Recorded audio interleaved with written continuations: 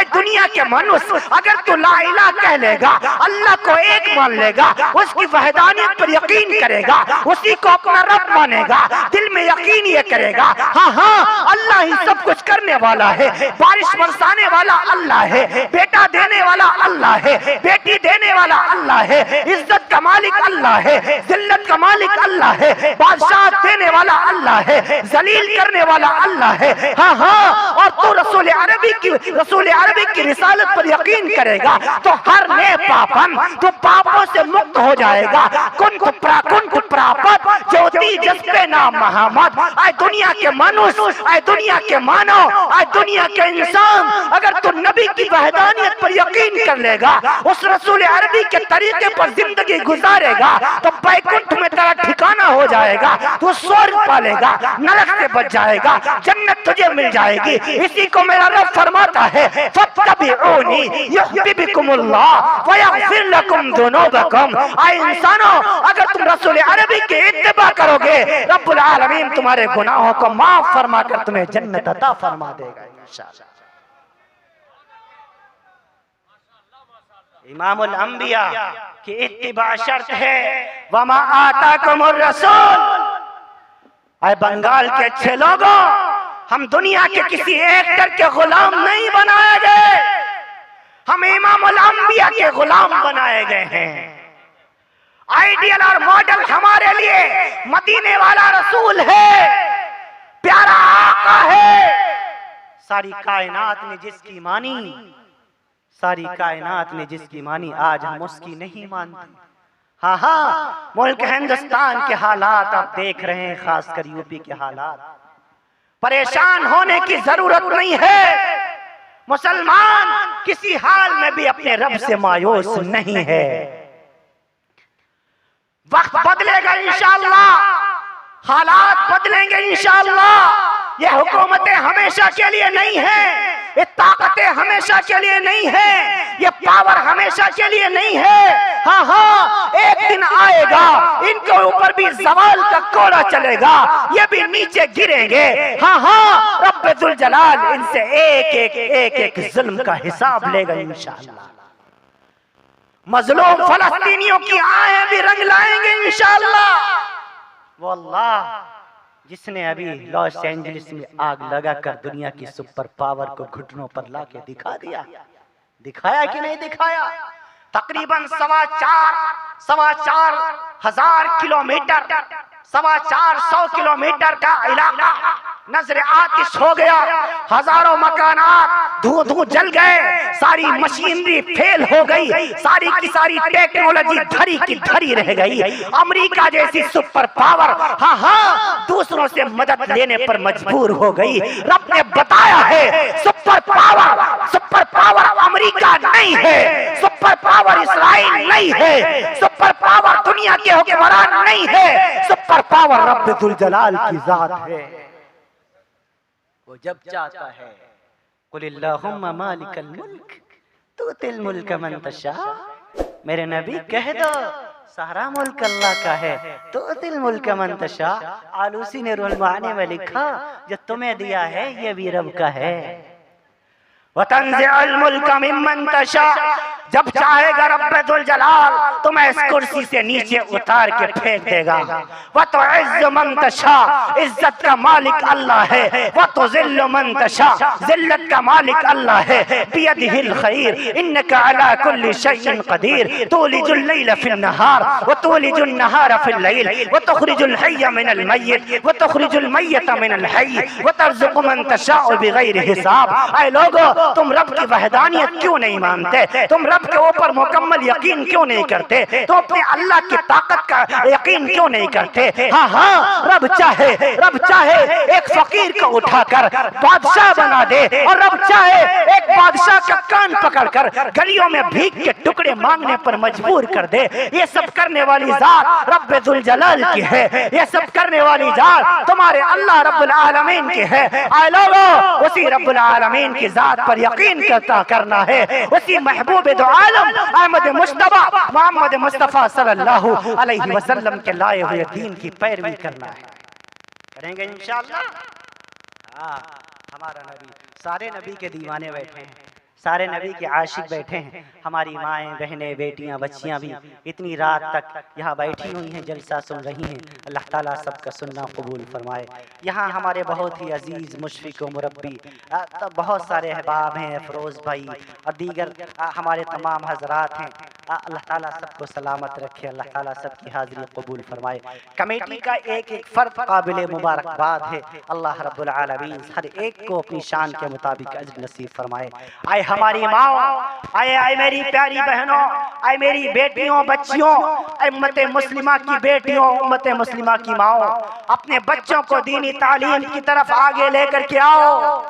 अपने बच्चों को कलमे तैयब सिखाओ, अपने बच्चों को अल्लाह का कुरान सिखाओ, अपने बच्चों को नबी की बातें सिखाओ, अपने बच्चों को नबी की नातें सिखाओ। हाँ हाँ, वरना दौर बहुत ख़राब आने वाला है।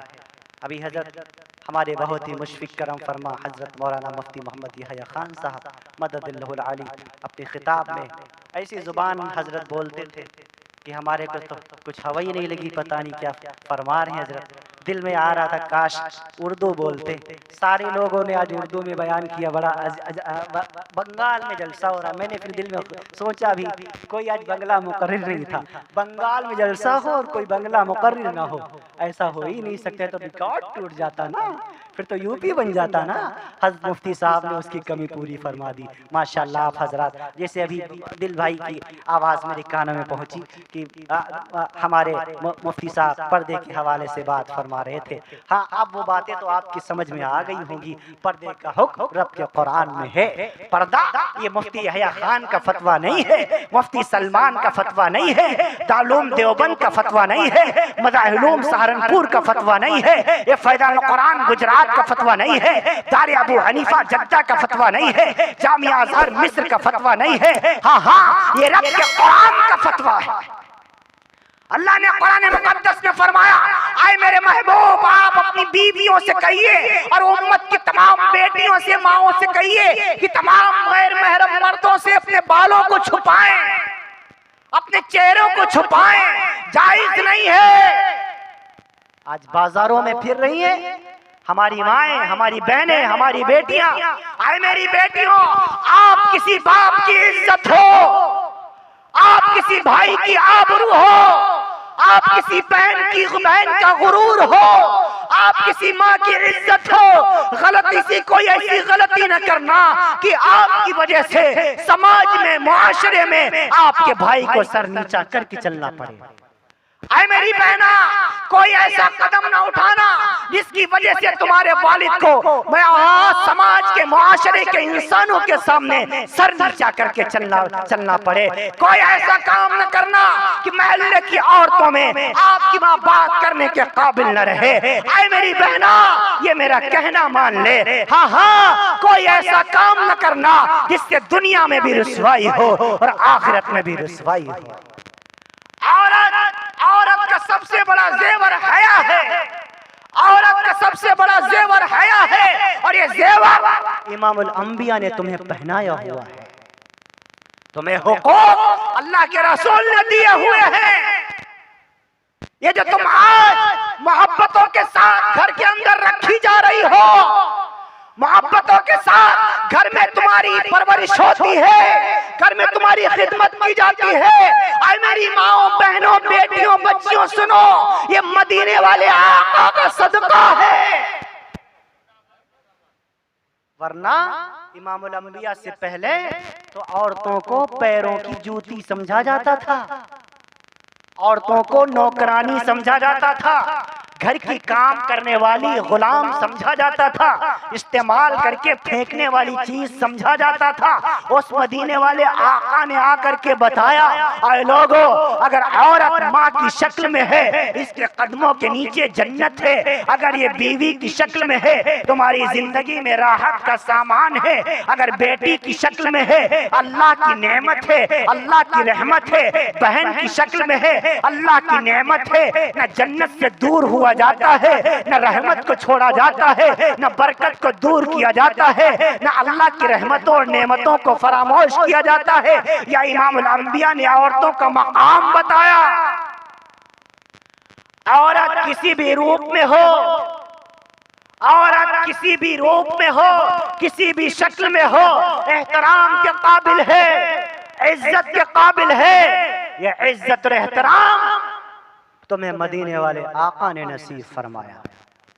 जब औरतों के हुकूक की बात आई, मुझे बहुत ताकत लगानी पड़ रही है, अगर हो सके थोड़ी आवाज़ बढ़ा दीजिए, मुझे बहुत ताकत लगानी पड़ रही है। हाँ, मैं अर्ज कर दूं आपसे, जब तलाक सलासा का मसला चला, मोदी जी औरतों को हुकूक दिलाना चाहते हैं, हमारे मुस्लिम खवातीन के हक में बात उठाना चाहते हैं, पार्लियामेंट के अंदर एक बिल बनाना चाहते हैं जिसमें औरतों को हुकूक दिया जाएगा। अमीनाबाद में मेरा खिताब था, मैंने दौरान खिताब कहा, औरतों को हुकूक किसी पीएम के बनाए हुए कानून से नहीं, मजहब इस्लाम के लाए हुए उसूल से मिलेगा। इस्लाम ने जितना औरतों को हुकूक दिए हैं उतना किसी मजहब ने नहीं दिए। आए मेरी माओ, आए मेरी बहनों, किसी बहकावे में नहीं आना है। जालिम चाहता है तुम्हें कुरान से दूर कर दिया जाए, जालिम चाहता है तुम्हें इस्लाम से दूर कर दिया जाए। नौजवानों, तुम भी कान खोल करके सुनो, कोई भी कदम उठाने से पहले मुफ्तियों से पूछा करो, आलिमों से पूछा करो, हाफिजों से पूछा करो, इमामों से पूछा करो, ये तुम्हारी सही रहनुमाई फरमाएंगे। तलाक का मसला हो, मौलाना साहब से पूछा करो, बीबी से नहीं बन रही, कैसे निभा होगी, आकर मुफ्ती हया साहब से पूछा करो, ये आपको हल बताएंगे। इस्लाम ने तलाक का कॉन्सेप्ट दिया, एक तरीका बताया, धड़ाधड़ तलाक़ें दे देना ये शरीयत में पसंदीदा नहीं है। इमाम अल-अंबिया ने बुखारी की रवायत में फरमाया, फ़क़द असा रब्बा, ऐसा करने वाला अपने रब का नाफरमान है। लेकिन अगर कोई एक मजलिस में 3 तलाक दे दे तो 3 वाकई हो जाती हैं। एक साहब कहने लगे, एक जगह मैंने बयान किया तो कहने लगे, जब गुनाह है 3 तलाक देना तो होगी कैसे, होगी कैसे? मैंने कहा गोली मारना सवाब है या गुनाह? कहने लगे गुनाह है। हमने कहा अगर मैं आपको मारूं 2-4 छर्रे तो लगेंगे या नहीं लगेंगे? आप मरेंगे कि नहीं मरेंगे? कहने लगा हाँ चोट तो लगेगी। मैंने कहा जैसे गोली देना जायज़ नहीं है, गोली मारना जायज़ नहीं है, लेकिन अगर मारी जाए तो बंदा मर जाएगा, ऐसे 3 तलाक बैक वक्त देना जायज़ नहीं है, लेकिन अगर कोई दे तो पड़ जाएगा। हमारे यहाँ हमारे यहाँ लखीमपुर में एक मुनाजरा अहले हदीसों से इसी मसले पर, तो उधर से 3 तलाक के मसले पर उधर से मुनाजिर मुझे बनाया गया। सारे के सारे लोग आ गए। आखिरी वक्त में उन्होंने पुलिस में इतला कर दी कि ये मुफ्ती सलमान फसादी है, फसाद करवाना चाहता है, मुसलमानों को आपस में लड़ाना चाहते हैं। पुलिस वाले आ गए, मुझे पकड़ लिया और उधर के मुनाजिर को भी पकड़ लिया। कहा थाने ले चलता हूँ। सारी आवाम मौजूद थी। मैंने कहा सर ले चलना, लेकिन एक बात आप मुझे बताएं, थाने में ले जाकर के क्या करेंगे? कहा तुम्हें भी डंडे मारूंगा, इसे भी डंडे मारूंगा। मैंने कहा सर जरूर मारिए, मुझे 3 मारिए, 3 गिनिए, इसे 3 मारिए, 1 गिनिए। मैंने क्या कहा? मुझे 3 मारिए, 3 गिनिए, इसे 3 मारिए, 1 गिनिए। कहा ये क्यों? मैंने कहा हजरत, मैंने कहा सर झगड़ा यही है, हम कहते हैं 3-3 होती है, ये कहता है 3-1 होती है। वो समझ गया, कहने लगा क्या मतलब? तब अपना मौक़िफ़ उनको बताया। वो गैर मुस्लिम था, ठाकुर बिरादरी से ताल्लुक रखता था, लेकिन लिख करके उसने दिया। आज भी लखीमपुर के रिकॉर्ड में मौजूद है कि ये जो मुफ्ती सलमान कह रहा है, मैंने कहा पढ़ेंगी तो तीनों पढ़ेंगी, वरना एक भी नहीं पढ़ेंगी। एक कैसे पढ़ेगी? फरमाया तुम्हारा फैसला सही है, लिखित में वो आज भी वो पूरे तौर पर तहरीरी शक्ल में मेरे पास मेरी फतह मौजूद है। हाँ, अगर 3 तलाक कोई अपनी बीवी को दे देता है, वो बीवी निकाह से निकल गई, फ़इन तल्लक़हा फ़ला तहिल्लु लहू हत्ता तनकिह ज़ौजन गैरा। फरमाया अगर किसी ने अपनी बीवी को 3 तलाक बैक वक्त दे दी, वो अब उसकी बीवी नहीं बन सकती। कब? जब तक हत्ता तनकिह ज़ौजन गैरा, जब तक किसी गैर की जौजियत में न चली जाए। अब तलाक मर्रतान, तलाक़ें सिर्फ 2 हैं। नौजवानों, तलाक के मसाइल उलमा से पूछा करो। अत-तलाक़ मर्रतान फ़इम्साकुम बिमारूफ़िन औ तस्रीहुम बिइहसान वला यहिल्लु लकुम। कुरान करीम में अल्लाह ताला फरमाता है, तुम अपनी बीवियों को जब तलाक दो तो उन्हें एक तलाक दो, उन्हें एक तलाक दो, फिर ठहर जाओ, शायद बात बन जाए। अपनी बीवी से अय्याम इद्दत के अंदर रुजू कर लो, अगर फिर भी ना बने दूसरे महीने दूसरी तलाक दे दो। अगर अय्याम इद्दत के अंदर अभी भी गुंजाइश बाकी है, शायद रुजू कर लो। हाँ, और अगर फिर भी तुम्हारा निभा ना हो सके तो फिर अपनी बीवी को 3 तलाक दे करके फारिग कर दो। लेकिन याद रखो, फ़इन तल्लक़हा फ़ला तहिल्लु लहू, अगर तुमने अपनी बीवी को 3 तलाक दे दी, हत्ता तनकिह ज़ौजन गैरा, अब वो तुम्हारे लिए हलाल ना रही जब तक किसी गैर की बीवी ना बन जाए। ये कुरान करीम का फतवा है। तलाक एक हदीस बुखारी में है, अबवाबुल फितन में, मुफ्ती साहब बखूबी जानते होंगे, मेरी ताईद फरमाएंगे। इमामुल अंबिया ने फरमाया, जब दौर क़यामत करीब आएगा, तवज्जो, जब क़यामत करीब आएगी, दौर क़यामत, क़ुर्ब क़यामत होगा, लोग, तवज्जो, मेरे नबी ने फरमाया क़ुर्ब क़यामत होगा, क़यामत करीब आएगी, लोग अपनी बीवियों से जिना करेंगे। अल्लाह, लोग अपनी, अल्लाह अकबर कहिए, अपनी बीवियों से जिना करेंगे। हदीस मेरी समझ में नहीं आई, पर्ची लिखी शेख अमीरुल मोमिनीन फिल हदीस शेख यूनुस जौनपुरी रहमतुल्लाहि ताला अलैहि को हमने कहा, हजरत ये हदीस समझ में नहीं, जब बीवी है तो जिना कैसा, बीवी है जिना कैसा। हजरत ने 3-4 खूबसूरत जवाब दिए। कहा, बेटे इसकी बहुत सी शक्लें हो सकती हैं। फरमाया, एक शक्ल तो ये है, बीवी अपने शौहर अपनी बीवी के पास जाए लेकिन उसके दिल में ख्याल किसी गैर मर्द का, गैर औरत का हो, यह भी जिना के हुक्म में है। एक तो ये शक्ल हो गई। दूसरी शक्ल ये है, बाज मौके पर इंसान कोई कुफरिया जुमला निकाल देता है, कोई ऐसा कुफ्र का कलमा कह देता है कि उसे पता भी नहीं चलता कि ये कुफ्र का जुमला हमने कहा है। जैसे कुफरिया जुमला इसके जुबान से निकला, वैसे ये दायरे इस्लाम से खारिज हो गया, इस्लाम से खारिज हो गया। और जब इस्लाम से खारिज हुआ तो इस्लाम भी गया, बीवी से निकाह भी टूटा। लेकिन ये लाइल्मी में अपनी बीवी के साथ रह रहा है, गोया अपनी बीवी के साथ जिना कर रहा है। एक तो ये शक्ल है। एक शक्ल ऐसी है कि बाद मौके पर बुढ़ापे की हालत में बंदे ने 3 तलाक दे दी, फिर समाज में रुसवाई के डर की वजह से किसी को बताया नहीं, लोग हंसेंगे और आपस में फिर से मिलना जुलना शुरू कर दिया। हजरत फरमाने लगे, ये भी जिना की एक शक्ल है। आए लोगों, उलमा को दुआएं दो, इनके करीब आया करो, इनके करीब आया करो, ये एक एक मसले का हल बताते हैं। मेरे नबी ने फरमाया, क़ुर्ब क़यामत होगा, लोग अपनी बीवियों से जिना करेंगे। वो दौर आज के दौर में चल रहा है। लोग अपने पूरे तौर पर ऐसी बातें अपनी जुबान से निकाल देते हैं कि उन्हें पता नहीं होता कि वो कुफ्र का जुमला कह चुके होते हैं और दायरे इस्लाम से खारिज होकर अपनी बीवियों के साथ मुंह काला कर रहे होते हैं। हाँ, बहुत ज्यादा मोहतात होने की जरूरत है, बेदार होने की जरूरत है। मदारिस से अपने आप को करीब करो, उलमा से अपने आप को करीब करो, हाफिजों से अपने आप को करीब करो, मुफ्तियों से अपने आप को करीब करो। हाँ, तभी तुम्हें सही इल्म हो पाएगा। जरूरत है इस बात की, इल्म का सही होना।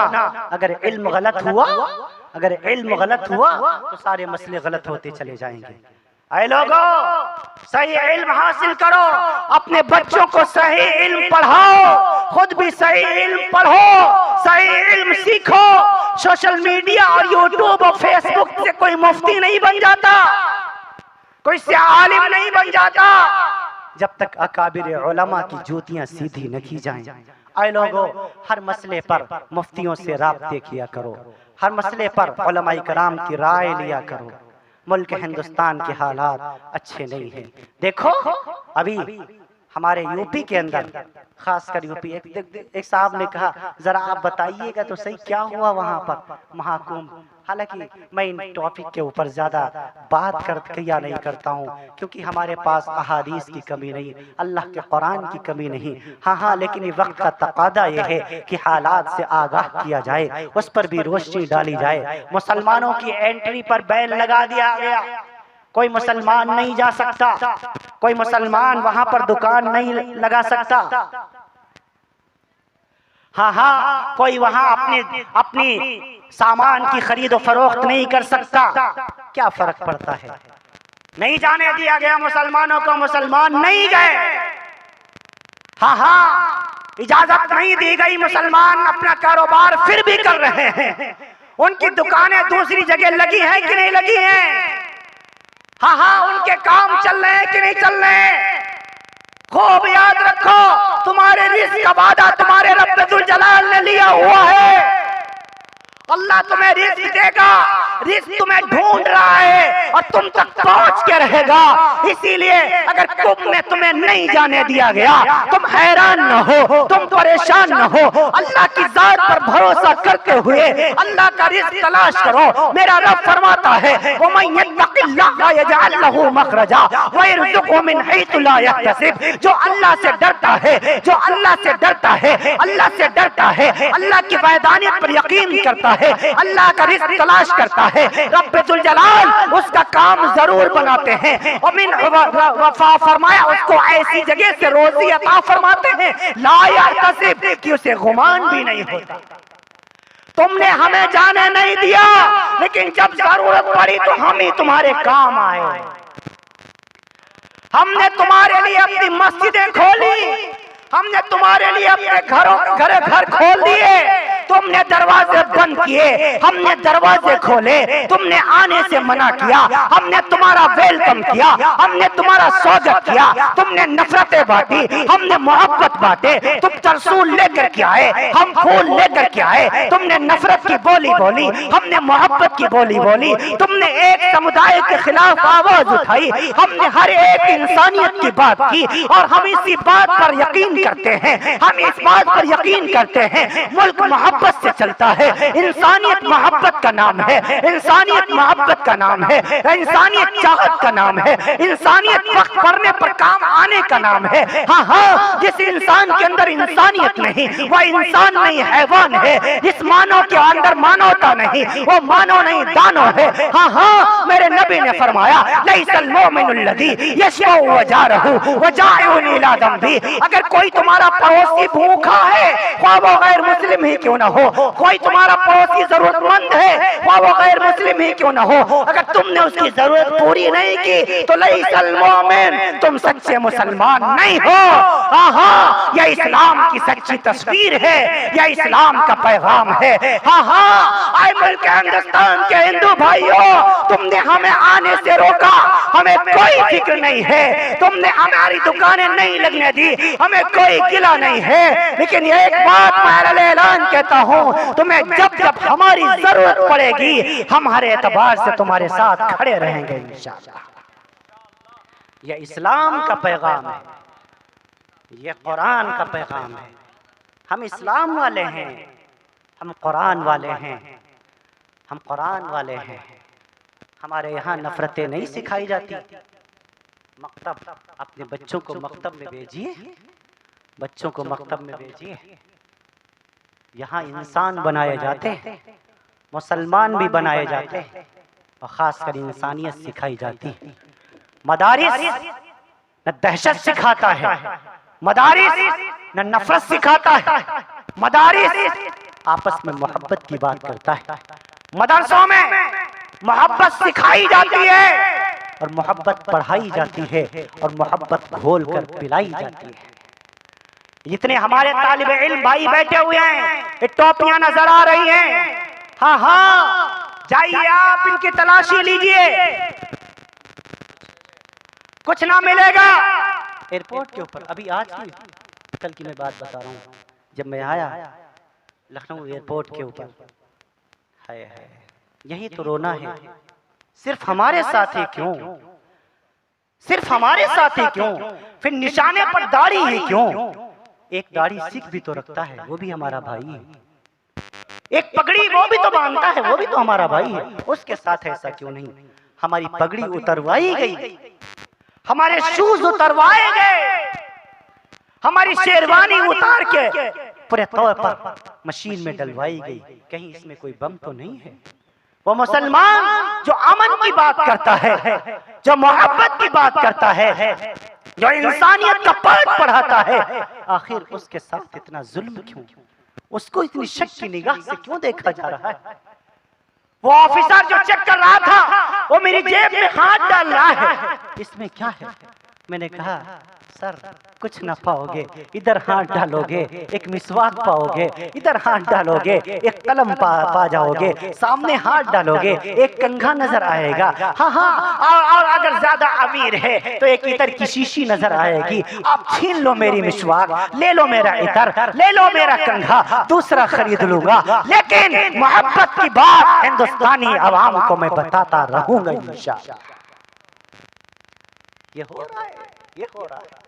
आए मेरे नौजवानों, इल्म के मैदान में तुम्हें आगे आना होगा, अपने उलमा की कुर्बानियों को याद करना होगा।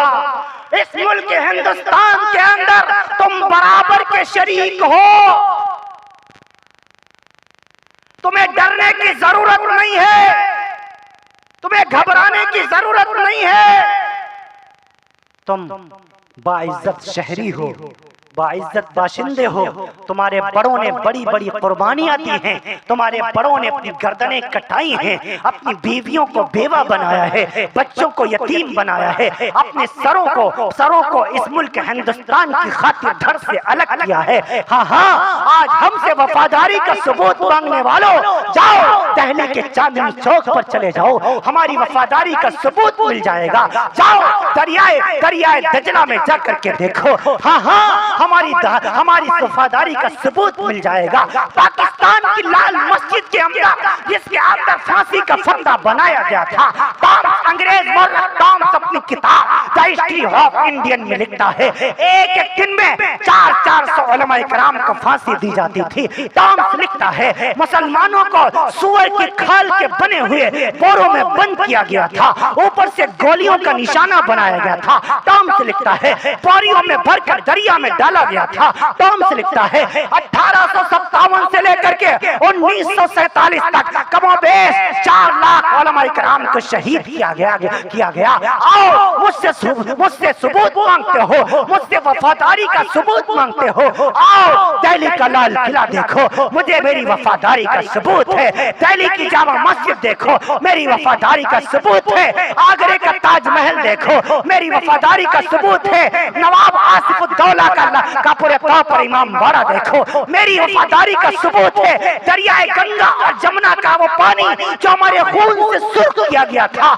हमारी वफादारी का सबूत है। प्लासी का मैदान बंगाल के अंदर 1789 में सिराजुद्दौला की क़यादत में जो जंग लड़ी गई, वहाँ मैदान जंग में मीर बाकी गद्दारी कर गया। आयन मैदान जंग में सिराजुद्दौला रहमतुल्लाहि अलैहि शहीद हुए। ये शहादत हमारी वफादारी का सबूत है। आओ कितने वफादारी के सबूत दो। हाँ हाँ, हम इस मुल्क के वफादार थे, हैं और इंशाअल्लाह वफादार रहेंगे। मुसलमान अगर मुसलमान है तो फिर वफादार होना चाहिए। मुसलमान है तो गद्दार नहीं हो सकता। मुसलमान है तो जरूरी है वफादार बने। हाँ हाँ, हमारे मजहब ने सिखाया जैसे हम अपने ईमान की हिफाजत करें, अपने इस्लाम की हिफाजत करें, अपने कुरान की हिफाजत करें, जरूरत पड़े ऐसे ही हम अपने मुल्क हिंदुस्तान की भी हिफाजत करें। और हमारे बड़ों ने की है, हमारे बड़ों ने की है। ये सब बातें आपको कहाँ मिलेंगी? मकतब में मिलेंगी। अपने बच्चों को मदारिस में भेजेंगे इंशाअल्लाह। मैं भी मदरसे वाला हूँ, मैं भी मकतब वाला हूँ। कभी मैं भी टूटी चटाई पर बैठ करके आल अल्लाह आल रसूल पढ़ा करता था। डायरेक्ट कोई बुखारी पढ़ के तो पैदा होता है माँ के पेट से। मैं भी नूरानी फायदा। आजकल बड़ा जुल्म है, हाय हाय। बुखारी के उस्ताद को तो याद किया जाता है, लेकिन जिस उस्ताद ने बुखारी पढ़ने के लायक बनाया उसको शागिर्द भूल जाते हैं। न्यू असल होती है, जिसने बुनियाद डाली वो असल है। याद रखो तालिबे इल्म भाइयों, तुम्हें नूरानी कायदा पढ़ाने वाला, बगदादी कायदा पढ़ाने वाला, पहला सिपारा पढ़ाने वाला, पहले कलमे तैयब याद कराने वाला तुम्हारा सबसे बड़ा उस्ताद है। ये तुम्हारी ज्यादा दुआओं का हकदार है। आज मौलाना कायदा पढ़ाने वाले को कोई उस्ताद ही नहीं समझता। ये इनका हक जाया करना है। हाँ, अगर इन्होंने नूरानी कायदे को कायदे से ना पढ़ाया होता, आज हम बुखारी पढ़ने के काबिल हो पाते? नहीं हो पाते ना। इनको भी याद करना ज़रूरी है। चटाई पर बैठकर अपने बच्चों को अल्लाह का कुरान पढ़ाओ, नबी की हदीसें पढ़ाओ, अपने बच्चों का मुस्तकबिल संवारो। मैं अपनी बहनों से कहा करता हूँ, आए मेरी बहनों, आपका गोद आपके बच्चे का पहला मदरसा है। मदरसा बच्चा बहुत बाद में जाता है, जब होश संभाल लेता है, जब बोलने के काबिल हो जाता है। और माँ की गोद में बच्चा बचपन से रहता है, बचपन से रहता है। इसीलिए मेरी माँ, मेरी बहनों, अपने बच्चे को अपनी गोद में फकत दूध मत पिलाना, इस दूध के साथ इमामुल अंबिया की सुन्नतें घोल के पिला देना। हाँ, जिस तरीके से माँ के दूध का असर जिंदगी की आखिरी सांस तक रहता है, इसी तरीके से माँ की तरबियत, गोद में तरबियत में पले हुए बच्चे की तरबियत का असर जिंदगी की आखिरी सांस तक रहता है। इसीलिए माँ बाप बच्चे के पहले मुदर्रिस। आए लोगों, अपने बच्चों की सही तरबियत करो। बहुत ज्यादा देर अब आपके दरमियान नहीं रहूंगा, बस चंद गुजारिशात करके फिर इंशाल्लाह दुआ होगी। मैं अर्ज कर दूं, आप हजरात तशरीफ रखें। बहुत कसीर तादाद में आप हजरात अब तक है, अब तक तो जलसा ख़त्म हो जाना चाहिए था। 1 बज रहा है। अल्लाह ताला आप सबकी आमद को शर्फ़ कबूलियत से नवाज दे। मैं अर्ज कर रहा हूँ आपसे, इन मदरसों के अंदर सिखाया जाता है, बेटे नबी चलते कैसे थे, बेटे नबी बैठते कैसे थे, नबी उठते कैसे थे, नबी खाते कैसे थे, नबी पीते कैसे थे, नबी कितनी सांसों में पानी पिया करते थे, नबी ने अम्मा के बारे में क्या फरमाया, नबी ने अब्बा के बारे में क्या फरमाया, नबी ने खाला के बारे में क्या फरमाया, नबी ने चचा के बारे में क्या फरमाया, नबी ने मामा के बारे में क्या फरमाया, नबी ने आम मुसलमानों के बारे में क्या फरमाया, नबी ने उलमा के बारे में क्या फरमाया, नबी ने गैर मुस्लिम भाइयों के साथ हुस्न सुलूक कैसे करना है कैसे बताया। ये तमाम बातें आपके बच्चे को मकतब में सिखाई जाती हैं, मदरसे में सिखाया जाता है। आए मेरे बच्चों, आए मेरे बच्चों, हाँ, अपनी अम्मा के सामने ऊंची आवाज से बात न करना। मदरसे में सिखाया जाता है, फ़इन्नल जन्नत इंद रिजलिहा, माँ के कदमों तले जन्नत है। हाय हाय, ऐ मेरे अजीजों, मेरे पास मेरी माँ नहीं है। पिछली बार जब मैं आया था आपके यहाँ, मेरे पास मेरी माँ थी, आज मेरे पास मेरी माँ नहीं है। पिछली बार थी, बीमार थी, मैंने अर्ज भी किया था, शायद आपको याद भी हो। अब मैं अपनी माँ को खो चुका हूँ। 2022 12 जून सन 2022 बरोज पीर मेरी माँ मुझे छोड़ के चली गई। अजीजों, अगर आपकी मौजूद है आप उसकी कदर करो, आपकी हयात है आप उसकी कदर करो, वरना ऐसे ही रोते फिरोगे जैसे मैं रो रहा हूँ। आज अल्लाह का शुक्र है, मेरे पास सब कुछ मौजूद है। अल्लाह ने दौलत भी दी है, इज्जत भी दी है, शोहरत भी दी है, बेटी बेटा भी दिया है, बेटी भी दी है, बीवी भी दी है, लेकिन हमारे पास दुआ देने वाली माँ मौजूद नहीं है। आए लोगों, माँ की कदर करो, माँ की कदर करो। ये मदीने वाले आका ने तुम्हें पैगाम दिया है। जब मेरी माँ मौजूद थी, जब मैं चला करता था सफर करने, सफर पे निकला करता था, मैं अपनी अम्मी जान को फोन करके कहता, माँ आज फला जगह जा रहा हूँ, दुआ कर दीजिएगा, दुआ फरमा दीजिएगा अल्लाह से। मेरी माँ दुआ के लिए हाथ उठा देती। नौजवानों, जब तक मेरी माँ जिंदा रही, मुझे किसी की दुआ की जरूरत नहीं पड़ी। जिस दिन से माँ चली गई, हर एक के सामने हाथ फैलाता रहता हूँ, भाई मेरे लिए अल्लाह से दुआ कर दीजिए, भाई मेरे लिए अल्लाह से दुआ कर दीजिए। जब माँ मौजूद थी, जब भी मुझे कुछ हाजत होती, माँ से कहता, माँ अल्लाह से कह दीजिए मेरा एक काम बना दे। माँ के बूढ़े हाथ आसमान की तरफ उठते, दुआ मांग देती, दुआ कर देती, अल्लाह को काम बना दिया करता था। अब ये दुआ करने वाली माँ मेरे पास नहीं है।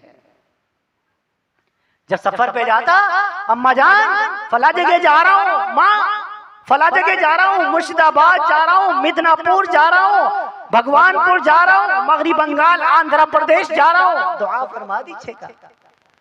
आखिरी ईद जो थी मेरी माँ ने मेरे साथ गुजारी, मेरे मदरसे में मेरे साथ में मुर्शिदाबाद आप ही के यहाँ मगरबी बंगाल का सफर था, मुर्शिदाबाद आना था, बागडोगरा से तो साहब मुझे रिसीव करने के लिए आने वाले थे। सुबह के वक्त लखनऊ से फ्लाइट थी। मेरे बच्चे, मेरा बेटा भी उठ गया, मेरी बेटी भी उठ गई, मेरी बेगम साहिबा भी उठ गई, मेरी माँ भी जग गई। मैं चलने लगा, मैं अपनी माँ की दुआ के लेने के लिए गया तो मेरी बहुत गौर से सुनना, मेरी बीवी मेरे करीब आई, मेरी बीवी मेरे करीब आई, कहने लगी अजी सुनो आप वहाँ जा रहे हैं, निशानी के तौर पे मेरे लिए एक सूट ले आइएगा। मेरा एक 7-8 साल का बेटा है, उसने कहा अब्बू जान आप मेरे लिए वहाँ से खिलौना ले आइएगा। मेरी बेटी 4-5 साल की है, अब्बू जान मेरे लिए फ्राक ले आइएगा। मेरी बूढ़ी माँ खड़ी हुई थी, मैंने अपनी माँ से कहा अम्मा जान, अम्मी जान, बीवी ने तो सूट की फरमाइश कर दी, अम्मी जान बेटे ने तो खिलौने मांग लिए, अम्मी जान बेटी ने तो फ्राक मांग लिया, अम्मी जान आपको क्या चाहिए, माँ आपके लिए क्या लेकर के आऊं। मेरी माँ ने कुछ न कहा, मेरी माँ की आंखों में आंसू बहने लग गए। वो आसमान की तरफ देखकर मेरी माँ कहने लगी अल्लाह इसकी बीवी को सूट चाहिए, इसके बेटे को खिलौने चाहिए, इसकी बेटी को फ्राक चाहिए। अल्लाह मुझे कुछ नहीं चाहिए, मुझे तो मेरा बेटा ही चाहिए। अल्लाह मुझे मेरे बेटे को वापस लेकर के आ जाना,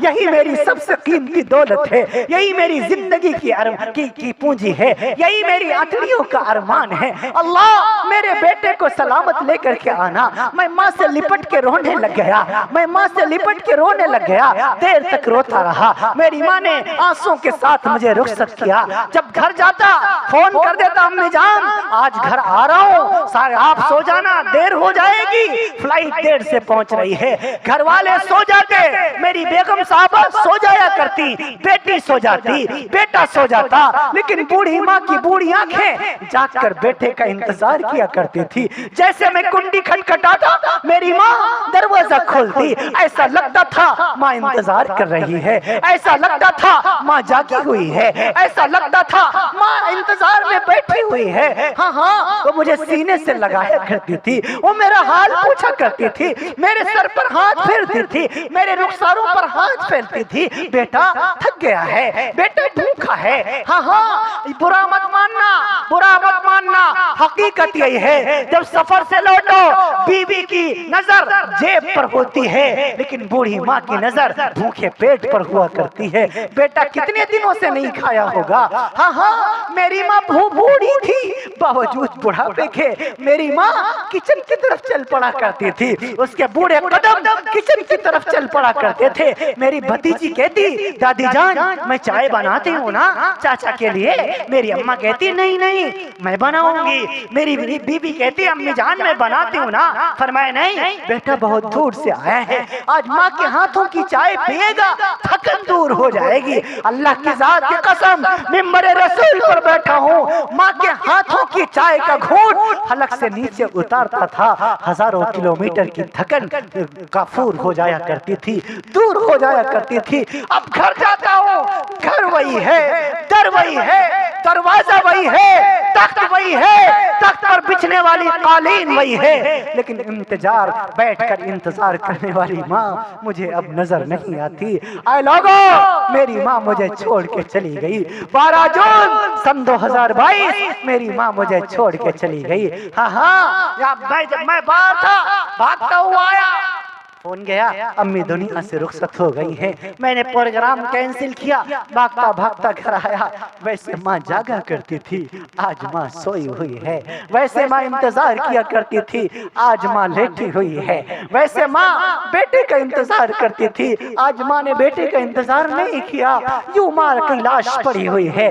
मेरी बहनें मौजूद, मेरा भाई मौजूद, सारे घर वाले मौजूद, मैं अपनी माँ को देख रहा हूँ, अम्मा अम्मा कह रहा हूँ, अम्मी अम्मी कह रहा हूँ, लेकिन आज मेरी माँ नहीं बोल रही। मैंने अपनी माँ से कहा माँ तू मुझसे रूठ गई है क्या, माँ तू बोलती क्यों नहीं, तू तो अपने बेटे की एक पुकार पे बोला करती थी, तू तो अपने बेटे की एक पुकार पर नींदों को कुर्बान कर दिया करती थी। माँ आज तू बोलती क्यों नहीं, माँ तू तो इंतजार करिया करती थी, आज तू क्यों सो गई है। लेकिन मेरी माँ ना बोली, मेरी बहन ने मुझे बिठाया, भैया बैठ जाओ, वो मुझे दिलासा देने लगी। मैंने अपनी बहन से कहा, आए मेरे घर वालों, आए मेरी बहनों, मुझे झूठी तसल्ली ना दो, मुझे पता चल गया है मुझे पैदा करने वाली माँ मुझे हमेशा के लिए छोड़ के चली गई है। आज के बाद जब मैं इस घर में आऊंगा मुझे भैया कहने वाली बहन तो मिलेगी, मुझे बापू कहने वाला बेटा तो मिलेगा, चचा कहने वाली भतीजी तो मिलेगी,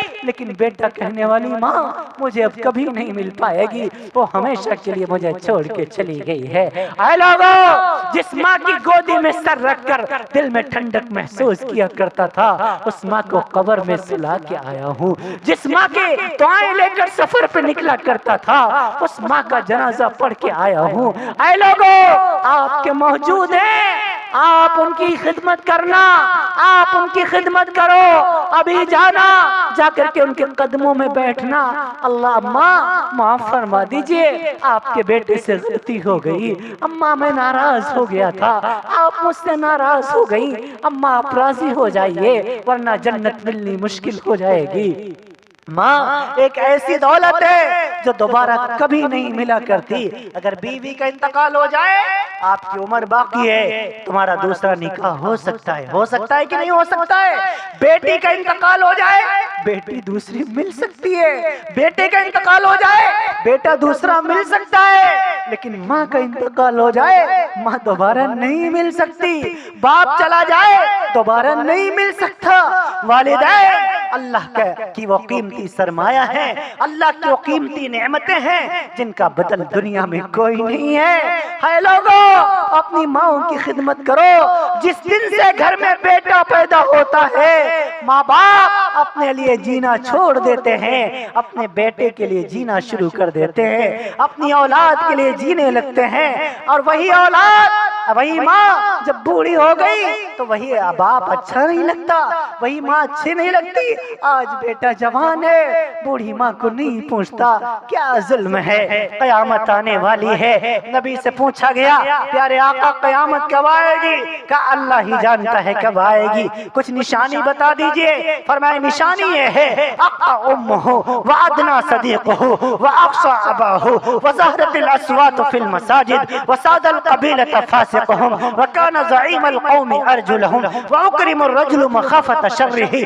व ज़हरतिल क़ैनात वल मआदिफ व शुरिबतिल ख़ुमूर व लअन आखिरु हादिहिल उम्मति अव्वलहा। रवाहु तिर्मिज़ी। मेरे नबी ने फरमाया ये निशानी है, बेटा अपनी माओ की अपनी माँ की नाफरमानी करने लग जाएगा, अपने दोस्तों के साथ पार्टियां करेगा, लेकिन माँ की दवाई के पैसे बेटे के पास न होंगे। हाँ, बेटियां भी माओ को डांट दिया करेंगी। लोगों, वो दौर आ गया है, माओ की खिदमत करो। माँ का बदल दुनिया में कोई नहीं। इस माँ ने बचपन में तुम्हें पाला, इस माँ ने बचपन में तुम्हें 9 महीने तुम्हें पेट में रखा, 2 साल तक अपना खून दूध की शक्ल में पिलाया, 2 साल तक अपना खून दूध की शक्ल में पिलाया, फिर चलना सिखाया, बोलना सिखाया, उठना सिखाया, बैठना सिखाया, कलमे तैयब सिखाया, अल्लाह की पहचान कराई, रसूलुल्लाह की पहचान कराई, तुम्हें तमीज़ सिखाई, तुम्हारी बचपन की गलतियों को फरामोश किया। तुम बचपन में कितना अपनी माँ को परेशान किया करते थे, लेकिन तुम्हारी माँ एक बार भी मुंह ना बना